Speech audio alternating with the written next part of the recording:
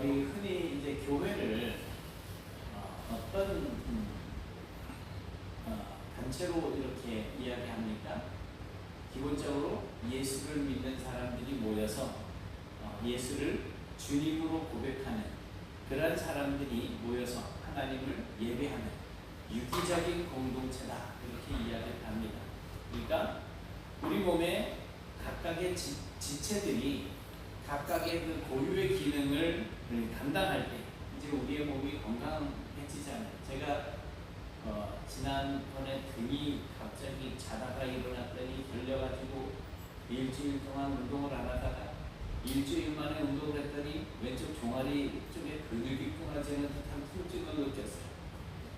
그래서 좀 안 아픈 척 하길래 또 나가가지고 운동하다가 또 그 통증이 다시 오고, 그러다가 또 한 일주일 쉬었다가 다시 운동했는데 지난주에 또 한 번 통증이 와서 요새 계단 내리갈 때 쩌득쩌득 하면서 걸어다녀요.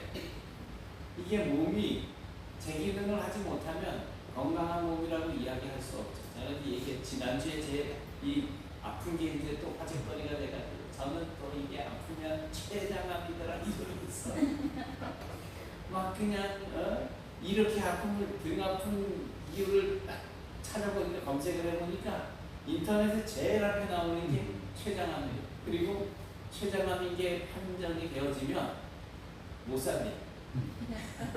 곧 간대. 우리 사모님이 제일 지금 표정이 밝았잖아요. 곧 간다는 거예요. 그래, 야 이거는 그래 이제 막 진짜 췌장암이니까 저는 이제 그 걱정이 되는 건 아니고 가면 또 천국이니까 여기보다 좋을 거 아니에요. 여러분들하고 배워지는 건 좀 섭섭하지만, 야 그래 어떻게 하다가 또 우리 신집사님 박 권사님 뭐 해가지고 이제 수요일날 가보세요. 강사관까지 어디서 처음 가면 잘 봐줍니다. 췌장도 뭐 봐주고. 갔어요. 가가지고서는 이제 한 20분, 30분 정도 대기하다가 갔더니 3분 정도 만에 그냥 다 끝내버리더라고요. 그러더니 가세요. 그랬는데 아픈데 없다고? 깨달으라고 아픈데 없다 그냥 가라고. 아니 좀 어디 뭐지 이게 아프고 여기가 아프고 그러는데 아니 그냥 근육통일 거라고 이러면서 얼마나 사람이 멀쩡해져요. 그래가지고 이거를 이제 또 어떻게 해야 되나. 근데 그날 그 가기 전에 수요일날 외우고 신권사님이 저한테 계란을 하나 강제로 먹이잖아요. 그래서는 그게 이제 그 다음날 아침까지 마지막 먹은 게 되는 거예요. 아침에 이제 한 끼를 굶었는데 병원 갈 때쯤 되니까 통증이 한 100이었었다면 한 40으로 줄어버린 거예요. 계란 때문에 난 건지 아니 배가 불러가지고 아프다가 배가 고프니까 통증이 사라졌는데 지금은 이제 그 통증이 거의 많이 없어지고 허리 쪽으로 내려갔어요. 이거는 이제 또 증상이 뭔지 또 이게 사람이 어딘가 몸이 하나 고장나기 시작하니까 여기저기가 고장이 나는 거예요. 건강할 때는 그게 아픈 줄도 모르고, 제가 이제 배드민턴을 시작한 게 저기 이현호 집사님 우리 그 동서 저 부부가 이제 한 몇 년 됐어요? 16년 전에 배드민턴을 치자고 서울서 그러길래 내가 그게 무슨 운동이나 돼요? 그랬더니 그게 많이 됩니까? 그랬더니 저를 막 들고 나가지고 가방 사고 라켓 사고 옷 사고 해가지고 했는데 진짜 한 달 만에 5kg가 빠졌었어요. 그게 한 1년 하면서 거의 10kg가 빠졌었는데 그 이후에 이제 운동을 하면서 발목을 살짝 띄어도 뭐 1분도 하면서 회복이 됐었는데 여기가 이제 뜨끔뜨끔하니까 이제 운동하는 게 겁이 나는 거예요. 우리 몸의 지체들이 다리가 다리 후시를 해야 진짜 움직이는 것도 지장이 없고, 또 속에서 뭐 췌장이든 뭐든 재구시를 해야 건강하고, 또 이제 뭐 몸이 먹어도 뭐 소화도 되고 할 거 아니에요. 그러니까 교회도 마찬가지인 거죠. 교회도 각각의 지체들이 각각 고유한 은사를 하나님께서 주신 거예요. 뭐 성경을 이렇게 읽고, 그리고 뭐 방언을 하는 사람이 있는가 하면 예언을 하는 사람이 있고, 뭐 가르치는 사람도 있고, 뭐 여러 가지 봉사하는 그런 은사들이 있단 말이죠. 근데 이 지체들이 여러분 개인이 받은 자기의 은사, 이 달란트들을 가지고 자기 구실을 해야 교회가 건강한 교회가 된다는 거예요. 아니 내가 하는 거 누가 해도 하겠지. 이래면 그때부터는 어딘가 고장이 나. 그렇게 되면 이제 교회가 소위 말하는 병 들어가는 거예요. 그래서 이제 고유의 기능을 감당한다라고 하는 것은 각 지체들이 있어야지 될 자리에 각자가 그 자리를 지키고 그 자리에서 일을 감당을 한다는 것입니다. 오늘 본문은 이런저런 질서에 대해서 이야기를 하고 있습니다. 그래서 말씀의 초점을 질서에다가 맞추고자 합니다. 그런데 그런 모든 것들이 사실은 뭘 위해서 그런 질서 그리고 내 가지고 있는 은사들을 활용을 해야지 되느냐 하면 덕을 세우기 위해서. 33절에 의하면 하나님은 분명히 질서의 하나님이십니다. 그러므로 하나님이 세우신 교회에도 질서가 있어야지 됩니다. 하나님은 질서의 하나님이신데 교회는 질서가 없다. 그거는 하나님의 몸된 교회라고 이야기하기가 좀 애매한 상황이죠. 그래서 우리가 이 고린도 교회를 한번 가만히 들여다보면 그 교회 안에는 문제가 있었어요. 질서가 없다는 거예요. 그래서 이 공동체에 교회에 질서가 있다라고 하는 것은 교회를 덕스럽게 하는 거예요. 그래서 질서는 교회의 덕을 세운다라고 표현할 수가 있겠습니다. 성도들은 하나님께 이러한 은사를 이제 성경의 가르침대로 사용을 해야지 됩니다. 여러분들이 어떤 은사를 가지고 있든지 간에 그 은사는 하나님의 말씀에 근거한 그런 활용이 되어져야지 되지.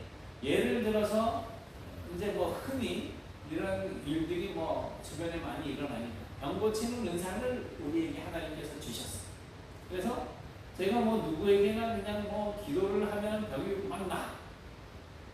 그러면 그걸 가지고 결국 어떻게 해야지 돼요? 이 병을 고치시는 이가 하나님이시라고 하는 것. 그리고 당신의 병을 고쳐주시는 이유는 당신이 하나님의 자녀로 이제 세워지기에 되기 위함이라는 이런 어떤 목적을 가지고 있어야지 되는데 내가 기도하면 다나? 아무나 와도 줬어. 기도 한 번 받는데 봉투 담아가지고 와. 이런 식. 그냥 왔어? 아이고 이런 식으로 이래 되면은 이거는 이제 질서가 흩어지기 시작하는 거지. 하나님께서는 교회 각 지체들에게 여러 가지 은사를 맡겨주셨습니다. 다양한 은사를 주시는 거예요. 그래서 찬양의 은사도 주시고 또 오늘 본문에 나타나고 있는 예언하는 은사 그리고 방언을 하게 될 때 그 통역하는 은사 이런 은사들이 있어요. 성도들은 이런 은사들을 잘 활용을 해야 됩니다. 오늘 사도 바울은 은사의 목적과 원칙을 이야기해주고 있습니다. 은사를 하나님께서 우리에게 주시는 목적 그리고 우리가 그 은사를 활용해야지 되면 어떻게 활용해야 될까 하는 그 원칙은 질서를 세우게 하기 위함이라는 것입니다. 그러니까 질서를 바로 덕을 세우기 위해서 이 은사를 활용하라는 거예요. 질서 있게.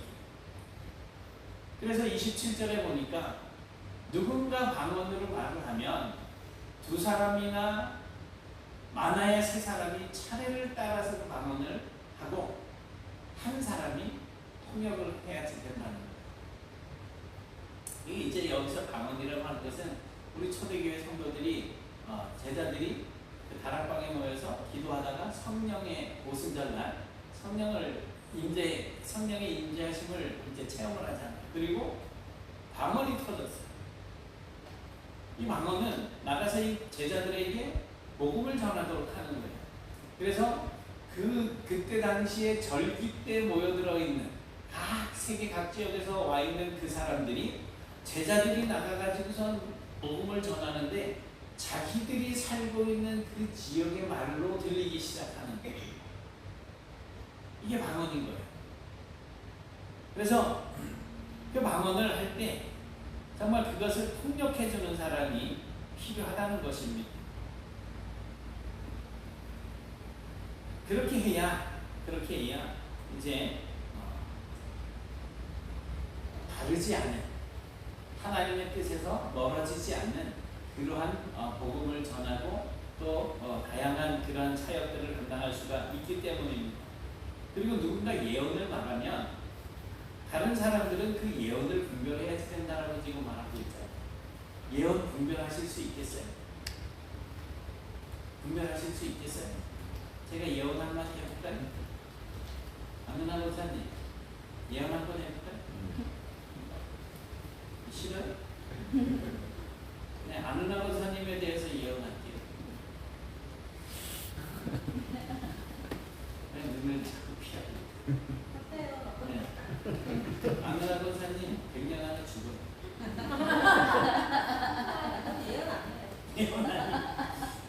분별을 하는구나. 그럼 한 101년 있다 죽으실 거예요. 이게 예언을 한다 그러면서 다른 사람들을 현혹하는 말을 한단 말이죠. 내일 모레 이따가 언제 몇 년 몇 월 며칠에 예수님이 재림한다. 너는 길 가다가 자빠질 거다. 그러면은 코가 깨질 거다. 이상한 예언들을 막 하게 된다. 그리고 교회 와가지고 너 똑바로 살으라고 이야기는 하는데 성경에도 없는 그런 말을 가지고선 사람들을 교묘하게 그냥 그 심장을 흔들어가지고 그렇게 하는 경우가 있어요. 그런데 예언을 분별하기 위해서는 뭐가 필요하겠어요? 하나님의 말씀을 우리가 담고 있어야지. 그러니까 예언이라고 하는 것은 미래의 일을 예언한다라고 하는 것도 뭐 예언이라고 할 수 있지만 사실은 선지자들이 하나님 앞에 서서 하나님의 말씀을 선포하는 것을 예언이라고 합니다. 그럼 저도 지금 예언을 하고 있다라고 보셔도 무방한 거예요. 왜냐하면 하나님의 말씀을 여러분들에게 전해주고 우리가 이렇게 하나님을 섬기지 못할 경우에 하나님께서 우리에게 어떠한 일들을 행하실 것에 대한 것들을 우리가 말씀을 통해서도 듣고 있잖아요. 그러니까 우리는 그런 말씀을 들을 때 저 사람은, 저 목사님은 이상한 말씀을 하네. 이런 판단이 서기 전에 하나님의 말씀으로 그것을 분별할 수 있어야 된다는 거죠. 26절에서 바울은 모든 것을 덕을 세우기 위해서 하라고 이렇게 했는데 이렇게 누군가의 은사에 대해서 서로 보완해서 질서 있게 그래서 덕을 세우는 그러한 일로 하라는 것입니다. 여기에 교회에 덕이 있다라고 하는 것은 무슨 의미가 될까요? 그러면 제가 어떠한 일을 감당할 때 우리 사모님이 아이고 목사가 돼가지고 그따구로밖에 못해 이게 아니고 우리 목사가 조금 부족한 거 같네 내가 조금 보충을 해줘야지 기도해주고 목사가 이래 하는데 또 장로님들이 우리 목사님이 조금 나하고 좀 마음이 안 맞는 거 같네 그럼 어떻게 해야 되지? 해가지고 서로 협력할 수 있는 이런 모습을 가지게 될 때 질서가 선다는 거예요. 그렇지 않으면 어떤 일이 생겨요? 질서가 무너지게 되면 교회 화평이 깨지게 되는 거예요. 교회 화평이 깨지게 되면 그 교회는 더 이상 교회로서 본질을 잃어버리게 되기 때문에 교회라고 할 수 없습니다. 무슨 말씀이냐 하면 교회는 분명히 하나님의 나라를 이 땅에 보여주는 모델하우스라고 이야기할 수 있는데 하나님의 나라를 보여주는 그 하나님의 나라 안에 분쟁이 있고 시기하고 질투하고 그저 막 내가 높아지려고 하는 이런 모습을 세상 사람들이 와서 본다면 이게 교회로 보이겠느냐는 거죠. 잘못됐다는 거예요. 그래서 교회가 질서가 있다라고 하는 것은 덕이 있다라고 하는 것은 교회가 화평하다. 그렇다면 내가 말 한마디를 누군가에게 던지게 될 때 저 사람의 마음에 상처가 되지 않을까? 내 말 한마디 때문에 교회가 그냥 분위기가 흐트러지지 않을까? 이런 것까지 생각을 하셔야 됩니다. 그래야 화평이 깨지지 않는 거예요. 그런데 자기 은사를 막 과시하려고 경쟁하듯이 내 은사가 최고야 하면서 교회 안에서 그렇게 자기 은사만을 강조하다 보면 교회의 화평이 깨지게 된다는 거예요. 교회 안에 참 많은 은사들이 나타나고 있잖아요. 어떤 분들은 방언하고, 어떤 분들은 진짜 청소하고, 어떤 분들은 맛있게 요리를 하고, 어떤 분들은 또 뭐 여러 가지 모양으로 우리 뭐 사진도 찍어서 올리시고 뭐 이런저런 일들을 하신단 말이에요. 그런데 아유 뭐 사진 찍는 거는 나도 카메라 있는데 나도 찍어 올리면 되지. 아이고 뭐 밥 찍는 거는 나도 할 수 있는데, 이래가지고 저분들이 하는 일들에 대해서 그것을 판단을 하고 내가 최고야 이런 마음을 가지게 되는 순간부터 교회는 그 구실을 잃어버리게 된다는 것입니다. 화평이 깨지게 되는 거죠. 그래서 질서가 사라지게 되는 거예요. 그리고 두 번째로 생각할 수 있는 것은 절제해야 된다는 것입니다. 절제. 이 골프를 제가 이제 몇 년 전에 목사님들한테 꼬셔가지고 스크린 골프장에 이제 몇 번 갔었어요. 제가 골프를 잘 치더라고요. 잘 친다니까요. 네. 똑바로 안 날아가서 그렇지 공만 치는 걸 잘 맞춰요. 그래서 진짜 제가 빵 때리니까 막 한 거의 300m 날아가 공이. 이 정도면 프로 선수만큼은 아니더라도 잘 치는 거. 진짜 기본적으로 쳐가지고 평균 그 스크린에서 이제 이렇게 평균을 내주는데 평균 비거리 뭐 한 이제 한 시간 정도 이렇게 쳐보면 평균 비거리가 한 240m 정도 나와요. 이게 사실 우리가 던져가지고서는 뭐 50m 날아가기도 쉽지 않잖아요. 그런데 잘 쳐요. 똑바로 못 쳐서 그렇지. 근데 보면 이 골프공을 쳐가지고 잘 치는 사람들은 그 홀 속에 빨리 집어넣는 거예요. 저는 5번 쳐서 들어갈 거 잘 치는 사람은 3번 만에 들어가고, 저는 막 7번, 8번 쳐도 잘 안 들어가는데 이 사람들은 뭐 4번 만에 들어가고 막 이런 식인 거예요. 그런 차이가 있죠. 그래서 거리가 어떻게 가깝든 멀든지 간에 가장 적게 쳐가지고서 홀 속에 빨리 집어넣는 사람이 이기게 되는 겁니다. 그런데 어떤 사람은 이 공 들어가는 이 홀에 쳤는데 공을 너무 세게 쳐서 지나가기도 하고, 어떤 사람은 툭 쳤는데 너무 또 그냥 지나간 사람 보고선 쳤는데 너무 약하게 쳐서 홀 앞에서 멈춰버리고, 어떤 사람은 적당한 힘으로 쳐서 그 홀 속으로 이제 공이 딸랑하고 들어간단 말이에요. 과유불급이라는 말이 있잖아요. 정도에 지나치는 것은 부족한 것만 못하다 라는 말이에요. 지나친 것은 부족하지 못한 것만 못할 때가 많이 있습니다. 그러니까 적절하게 하는 절제의 미덕이 있어야 정도를 지킬 수 있다는 것입니다. 다른 사람들이 잘못하는 것을 보더라도 해가지고서 막 그냥 야단을 치게 되면 서로에게 상처가 돼요. 그리고 그렇게 해놓고서 돌아서 나도 사실은 후회할 수가 있죠. 그러니까 서로에게 상처가 되는 거예요. 고린도 교회가 시끄러워진 이유 중에 하나는 은사를 사용할 때 절제할 줄 몰랐다는 겁니다. 그러니까 절제는 뭐예요? 조절하는 능력이잖아요. 적당하게 완급 조절해 가면서. 고린도 교회 공동체에서도 여자들이 교회 안에서 자유롭게 이렇게 말을 할 수 있었던 것은 정말 좋은 일입니다. 왜냐하면 그때 당시에 교회 안에 여자들의 권리가 약했기 때문에 교회 안에서 여자들이 말을 할 수 있었던 것은 정말 좋은 현상이었었어요. 그런데 이것이 지나쳐서 남편이 교회 안에 앞에서 뭔 예언을 이런 분별을 하는 그런 상황에서 부적절한 말을 하거나 정말 예언의 권위에 도전을 하는 그런 모습들이 나타나는 경우들이 있었다는 거예요. 요즘 대표적으로 이야기를 하자면 목사님들이 설교를 해요. 사모님들이 우리 사모님처럼 저렇게 밝은 사모님들이 많이 없어요. 진짜로. 그냥 뭐 사랑하세요, 뭐 용서하세요, 막 이러면 뭐라 그러는지 알아요? 사모님들이 밑에 앉아서 목사님들 설교 들으면서 지나 잘하지 이런다. 진짜 그렇다니까요. 우리 사모님 같은 사람이 없어요. 그게 교회 안에서 나타나니까 교회 안에 분쟁이 일어나는 거예요. 그래, 그런 모습들이 교회 질서를 어지럽히는 그런 결과를 낳게 되는 것입니다. 이런 이유로 사도 바울은 여자는 교회에서 잠잠하라고 그렇게 이야기를 하고 있습니다. 남편과 연관이 되어져서 남편이 뭔 이야기를 할 때 흉허물이 있더라도 남편의 흉과 허물을 드러내려고 하지 말라는 거예요. 이건 여성의 권리를 빼앗은 것이 아니고 교회의 질서를 세우려고 하는 그 의도를 전제로 권면한 것입니다.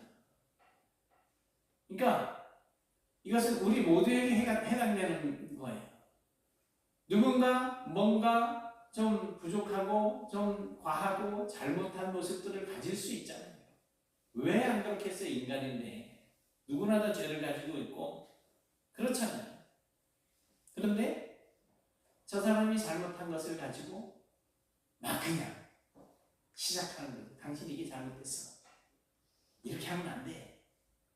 저 주보에 제가 오늘도 그 막 본문 틀리게 올려놨잖아요. 그래서 해놓고서 전부 다 눈이 동그래져 가지고 있어서 보니까 여기서는 일리는 돼 있는데 거기는 막 이게 뭐예요?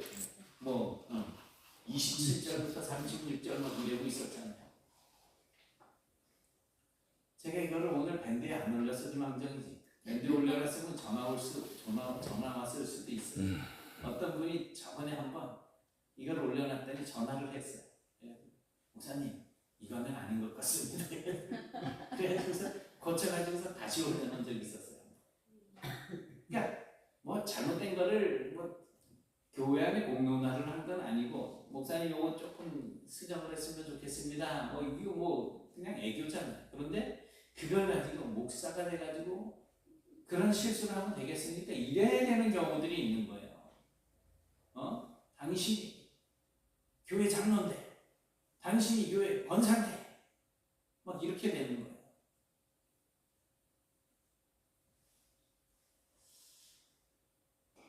그렇게 되면 여자가 아니라도 경우에 합당하지 않은 말을 하는 게 되잖아요. 상처를 주고 다른 지체들에게 부적절한 말을 하고 결국엔 그게 뭐냐면 교회의 질서를 무너뜨릴 수 있다라는 거죠. 그러니까 내 말 한마디가 교회의 질서를 무너뜨리는 말이라고 한다면 참으셔야지. 하면 안 돼. 하나님께서 원하시는 것은 저 사람을 네가 지적질을 해가지고 고쳐서 정말 잘하는 사람으로 만들어라가 아니고 저 사람이 부족하지만 아담에게 여자를 만들어 주셨을 때 뭐라고 이야기했어요? 돕는 배필이라 그랬잖아요. 돕는 거예요. 부족한 것을 채워주는 거예요. 그렇다면 여러분들도 다 그런 기본적인 개념을 가지고 접근을 하셔야지 내 마음에 안 드네? 저거 내가 언제 한번 그냥 확 이런 식으로 돼버리면 이거는 정말 문제가 심각해질 수가 있어요. 그리고 이제 세 번째로는 그러면 이 질서를 어떻게 세울까? 하나님께서는 사실은 화평을 기뻐하십니다. 예수님께서도 이 땅에 오신 것이 세상의 죄악을 인하여서 심판하러 오신 것이 아니고 화평케 하기 위해서 오셨잖아요. 질서는 교회 공동체의 화평을 이루는 가장 아름다운 방법입니다. 사실 교회는 화평의 본이 되어야지 되는 거예요. 세상 사람들이 화평이 무엇인지 잘 모를 때 교회를 보고 저런 것이 화평인 것이구나 라고 하는 사실을 배울 수가 있어야지 된다는 것입니다. 그럼에도 오늘날의 교회들이 서로 다투는 그런 모습을 많이 보여주고 있잖아요. 그러다 보니 세상 사람들에게 교회가 본이 되지 못하고 비난의 대상이 되는 거죠. 이것은 간단하게 말씀드리면 교회가 품위를 잃어버렸다라고 말할 수가 있어요. 40절에 보니까 모든 것을 품위 있게 하고 질서 있게 하라고 그러잖아요. 그러니까 내가 품위 있어야지 된다는 거예요. 교회가 품위가 있어야지 된다는 거예요. 교회가 교회다움을 잃어버리게 되면 그때부터는 교회라고 이야기할 수 없습니다. 제가 맨날 거짓말을 하고 제가 맨날 예수 믿지 말라고 하고 제가 예수 믿어봐야 뭐 그렇고 오늘도 우리 장로님 기도하실 때 동성애자들 퀴어 축제하는 거에 대해서 기도 이렇게 하셨는데 제가 퀴어 축제 뭐 어차피 인간들인데 다 뭐 우리가 존중해줘야 됩니다 막 이런 식으로 하면 제 설교 듣고 앉아 계시겠어요? 나가셔서 그러겠지. 아유 그 백승열 목사 이제 더 이상 목사 아니야. 목사가 하나님의 말씀을 전하는 사람이어야 되는데 그냥 세상적인 이야기나 하고 그렇게 한다면 우리 교회에 그런 목사가 필요 없지. 이제는 백승열 씨라고 불러야지 이렇게 되는 거 아니겠어요? 목사로서 품위를 지키지 못하게 되는 결과가 그렇다는 겁니다. 그래서 사실 모든 교회와 성도들은 우리는 무엇을 위해서 살아가는 사람들입니까? 하나님의 뜻을 이루기 위해서 사는 사람들이에요. 하나님을 예배하고 하나님을 영화롭게 하는 것, 그것은 하나님께서 우리를 지으신 목적이고 우리를 불러서 세우신 목적이에요. 그렇다면 그것이 우리의 뜻이라면 우리는 하나님을 찬양하고 하나님을 예배하고 하나님을 경배하고 하나님을 영화롭게 하는 그러한 뜻을 가지고 살아야지 된다는 거죠.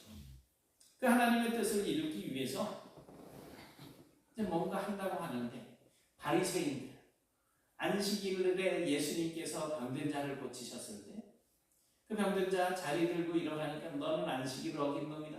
너는 돌맞아야지 돼. 아, 저 사람이 저보고 이거 들고 가라 그랬는데 그럼 저 사람도 그 안식일을 범하는 교사죄를 범했네? 저것도 죽어야지. 이런 식으로 해가지고서 예수님을 죽이고자 하는 그런 마음을 가지게 되잖아요. 왜냐하면 바리새인들은 자기들은 하나님의 뜻을 이루기 위해서 죄 지은 사람들을 정죄하려고 한다고 하는데 사실은 성경 어디에도 그런 사람들을 치라고 명령은 되어 있지만 그 사람들이 그 사람을 정죄할 수 있는 자격은 준 적이 없는 거예요. 그런데 고린도 교회의 모습이 그랬다는 거죠. 하나님의 뜻을 이루기 위해서 그렇게 말을 하는데 싸움박질을 하는 거예요. 교회다움을 잃고 자신들의 생각과 고집으로 다투고 분열을 했습니다. 그래서 40절에서도 사도 바울이 이렇게 말씀하고 있잖아요. 모든 것을 품위 있게 해라. 질서 있게 해라. 교회는 화평이 본이 되어야지 됩니다. 아무리 세상이 변하고 달라져도 하나님의 거룩한 성전인 교회는 교회다워야지 됩니다. 여러분들의 마음에 담고 있는 것들을 막 쏟아내서는 안 돼요. 절제할 수 있어야지 돼요. 이렇게 교회가 교회답기 위해서 성도들이 품위를 지켜야지 되는 것입니다. 나는 예수 믿는 사람이에요. 전에도 말씀드렸잖아요. 우리 둘째 처나 이제 정말 예수 영접하고 얼마 안 됐어요. 성경 17독하고 한 번은 서울에 갔는데 차를 타고 이렇게 갔는데 횡단보도에 저쪽에 사람이 서 있으니까 딱 세우는 거예요. 그래서 그 사람이 지나가니까 뭐라 그래? 예수 믿는 사람은 이래야 돼. 이게 예수 믿는 사람들의 품이에요.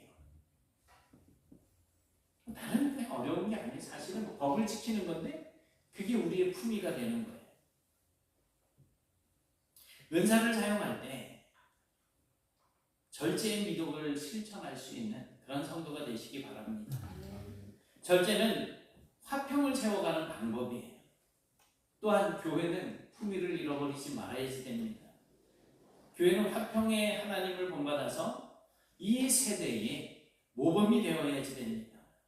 이제 우리 네트교회도 질서 있는 교회, 화평한 교회, 품위 있는 교회로 거듭나게 되기를 위해서 정말 하나님께서 우리에게 주신 그 은사를 품위 있게 사용하시고 질서 있게 잘 사용해서 교회를 유익하게 하고 하나님을 기쁘시게 해드리는 그런 우리 교회와 성도들이 되실 수 있기를 주님의 이름으로 축원합니다. 아멘. 사랑의 하나님 고맙습니다.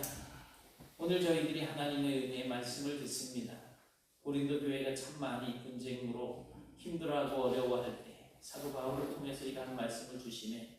저희들이 이제 이 말씀을 듣습니다.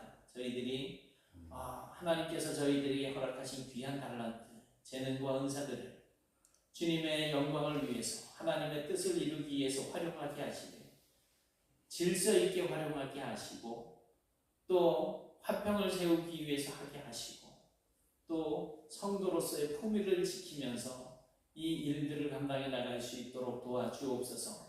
우리의 생각 속에 정말 하나님의 뜻에서 벗어난 것들이 있다면 이 시간 주님께서 저희들의 마음을 다스려 주셔서 정말로 우리에게 주시는 감동을 따라서 마음을 새롭게 다지게 하시고 처서 복종시키는 그런 우리의 삶이 나타나게 하시며 그러한 저희들을 통하여서 이 우리 내척교회가 더욱더 아름답게 세워지고 교회의 덕을 세워나가는 우리 모두가 될 수 있도록 은혜를 베풀어 주옵소서. 예수님 이름으로 기도드리옵나이다. 아멘.